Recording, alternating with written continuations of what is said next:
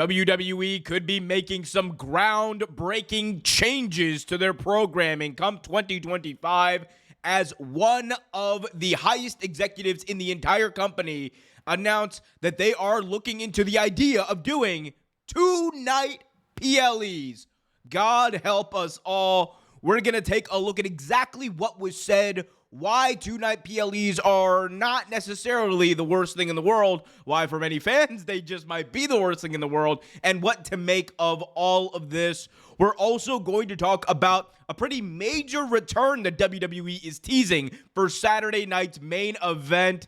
It looks like we're bringing back a blast from the past. Let's find out what exactly it is right here in this video. So be sure to leave a thumbs up, subscribe, and hit that notification bell so you get notified whenever a new video is released.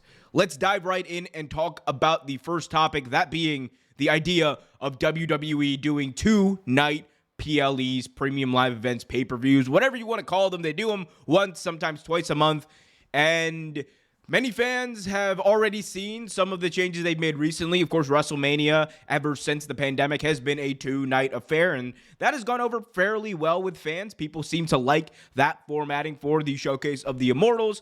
That has now bled into SummerSlam, and it is now reported that SummerSlam, beginning next year in 2025, will also be a 2-night event. Next year it's going to be held in New Jersey. But that might not be all, because it looks like they are looking, they being WWE, to expanding these PLE offerings over 2 nights to potentially the rest of the calendar. Here is what WWE and TKO president Mark Shapiro had to say about this. Can expand these events to more than just a single night, or how are you thinking about the quantity? There's definitely opportunity for that. You know, it's all a progression, a natural evolution. WrestleMania, big hit for us to expand it. I think as you look at all these PLEs, again, depending on the partner, I think there's absolutely an opportunity to advance some of them to 2 days. But we're in a good place with our storylines. Remember, the way it's kind of weaves through is WrestleMania is the culmination of everything, and then kind of the new season begins. And you use Raw, and you use SmackDown, and you use Saturday night main events, and then you use the PLEs, all to really weave a long-form story around multiple storylines and characters, superstars, driving that discussion and driving that narrative. And it also gives us an opportunity to launch new names and or bring back names like we are with Punk and John Cena. And at times we have with The Rock. It's very sticky. Like I say Paul Levesque just does such a phenomenal job creatively working with Lee Fitting as well, and their teams that draft these scripts where all these superstars want to come back. I mean, WWE is the ultimate. It's the Tiffany product into space. It hovers sports and entertainment. Believe me, you cannot be in it if you're not a superb athlete. These folks take a hit, but it's great because it gives us a long tail. Whereas UFC, the number of years a certain fighter can compete, of course, is limited. So that was TKO president Mark Shapiro. You may have heard him before when I'm doing these breakdowns, talk about, adding value to WWE, kind of lifting the hood really over the entire product and the way that WWE TKO view things. And, I do want to hit on another point he mentioned there, kind of like the way they being WWE view the calendar and whatnot. But obviously, the thing that most people are taking away from this is the 2-night WWE PLE expansion.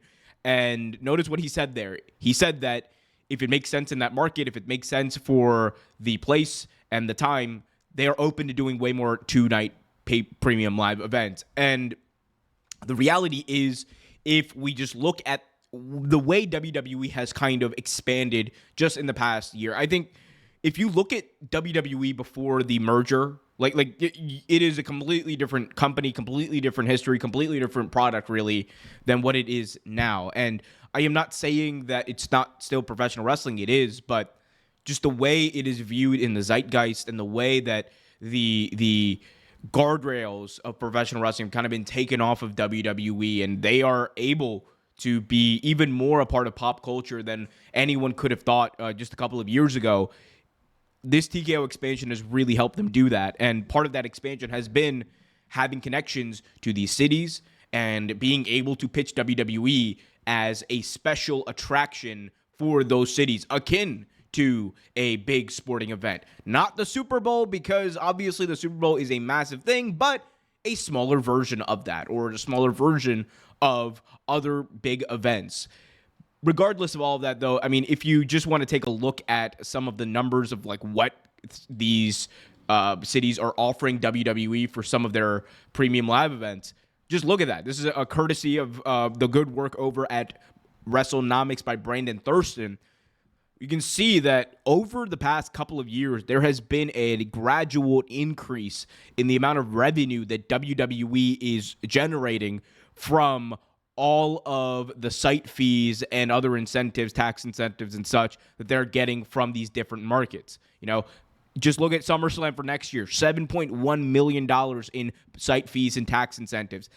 WrestleMania a couple of years ago in Dallas, nearly $5.2 million in tax incentives and site fees. So they have been getting more and more money for these events. They've been getting more and more eyeballs on these events through their work with Peacock and whatnot.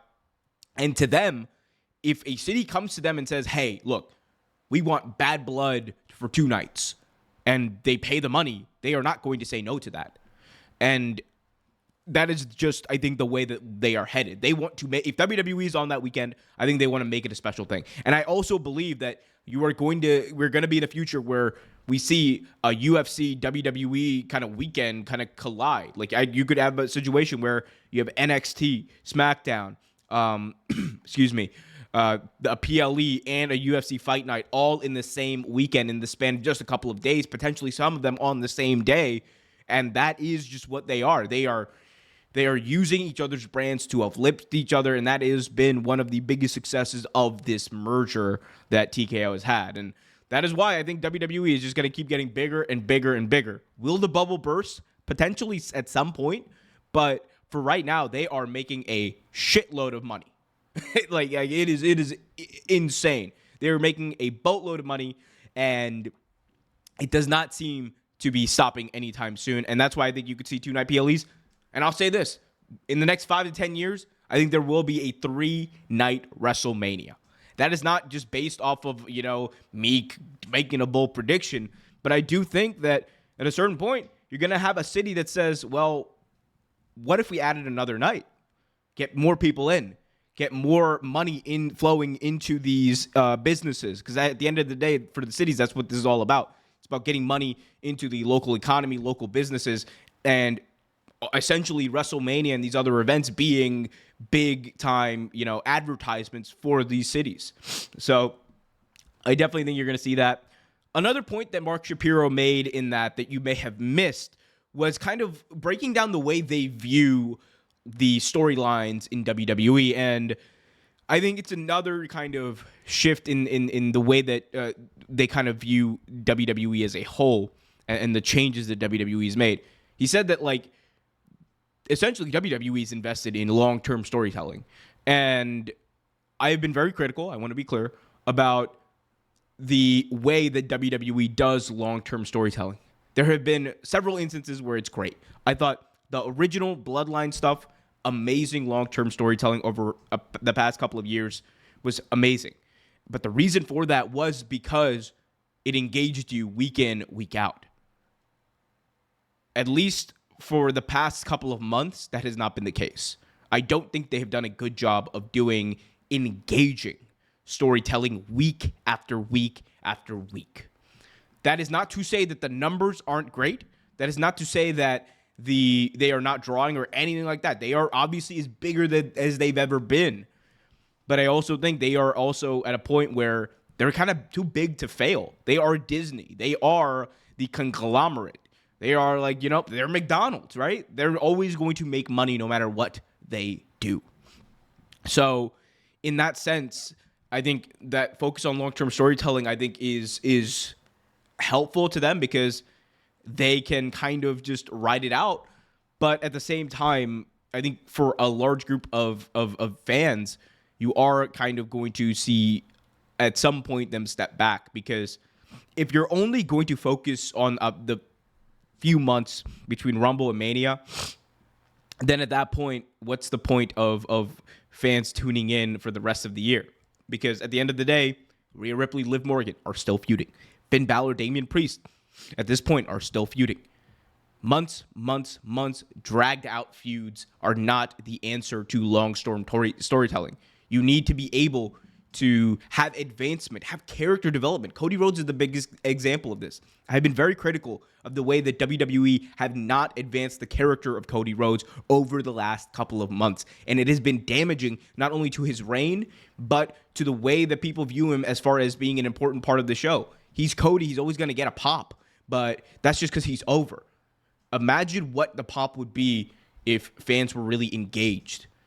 And they're doing a better job of it in the last couple of weeks by letting him go off and do his own stuff with Kevin Owens. But playing second fiddle, third fiddle to the Bloodline did not do that, excuse me. So I think Mark Shapiro kind of lifted the hood, though, there on the way they view storytelling there. But regardless, WWE is still going to have a lot of viewers. They're still going to sell a lot of tickets. And if you want to get your tickets to the next WWE Premium Live event, as Michael Cole likes to say, you guys should go check out SeatGeek because it is the best sports ticketing app out there. And today, I am going to save you, yes, you, $20 off your first purchase using the promo code REALTAKE. Here's what you do. You go into the description, you click the link, you go to the SeatGeek app, you sign up, do all that wonderful stuff, and then you just pick your ticket. You want to go to Monday Night Raw, Friday Night SmackDown, hell, an AEW show, whatever floats your boat, doesn't matter to me. You go and you find your ticket that you want. They rate tickets from a scale of 1 to 10, so you know exactly the type of deal that you are getting. Then at checkout, just use the promo code REALTAKE. That is promo code REALTAKE, and you get $20 off your first purchase. Just like that. Plenty of fans have used the promo code. It works. REALTAKE, promo code, $20 off, SeatGeek. Buzzwords, bleh. Click the link in the description, people. All right, let's move on now. Sticking with WWE, let's move on to our next and final story. A big return as the Winged Eagle title seems to be making a return at Saturday night's main event. WWE teased with this promo between Triple H and Cody Rhodes, where Triple H gave Cody a gift. It was shining in the box. Cody had a big smile on his face.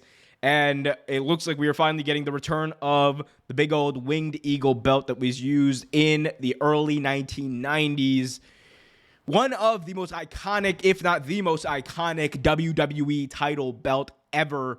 And it is making a comeback, it seems, for one night only. This, according to WrestleVotes, who has reported that is indeed the case. So we are going to see something that plenty of fans have wanted to see over the last couple of years, and that is Cody Rhodes come out to this Winged Eagle title. And if you ask me, at least with some of the stuff that I've seen online with Cody holding the belt and whatnot, I don't think there's a guy on the roster right now that fits that title and the title fits him better than Cody Rhodes and this belt. Like, it is going to look spectacular on him. They're obviously going for a bit of a throwback with the Saturday night's main event. They're really digging deep into the nostalgia of Saturday night's main event and the mythos of that product.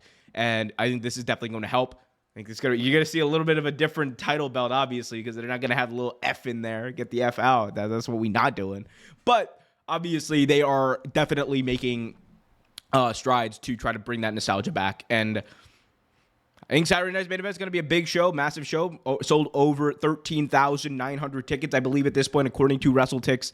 They'll get to that 14,000 number by the time Saturday rolls around. So, going to be a massive crowd over at the Veterans Memorial Coliseum in Long Island, New York. But, guys, let me know what you guys think, though. Do you think the Winged Eagle title should make a complete comeback and be the full-time WWE Championship? Do you want to see it? Do you not? Do you care? I don't know. Also, let me know, do you guys want to see two-night WWE Premium Live events, as Michael Cole likes to say? I want to hear from y'all. Be sure to also smash that thumbs up like there's no tomorrow. Subscribe and hit that notification bell so you get notified whenever a new video is released. And until next time, keep it real.